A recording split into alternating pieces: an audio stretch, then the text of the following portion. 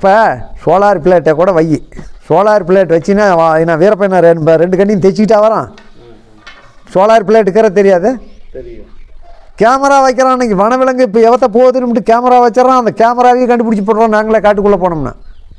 யாருக்கும் தெரியாத கொண்டுட்டு போய் வச்சுட்டு வராங்க. இப்போ கேமரா வாரசு யார் ஜீப் எடுத்துகிட்டு போய் வச்சுட்டு வந்துடுறாங்க. போய் பார்த்தா லைன் வெட்டியிருப்பாங்க. ரெண்டு பக்கமும் இந்தாண்ட ஒரு கேமரா இந்தாண்ட ஒரு கேமரா கட்டிருப்பாங்க. ஒயர் இருக்கும்.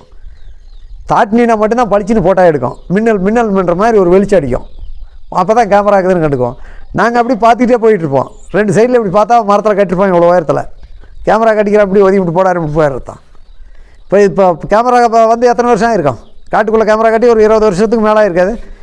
இது வரையிலும் காட்டுக்குள்ளே எத்தனை இடத்துல வீரப்பனை ஃபோட்டோ எடுத்துருக்கிறீங்க? அப்போ நீங்கள் கேமரா கட்டினத்தில் வனவிலங்கு உழுது புலி வீரப்பனது வரைக்கும் நாங்கள் கேமராவை கட்டலையே. ஏன் கேமரா கண்டுபிடிக்கல? ஓ, இப்போ தான் கண்டுபிடிச்சிக்கிறீங்க. நீங்கள் கேமராவெலாம் எப்போ கண்டுபிடிச்சிட்டீங்க?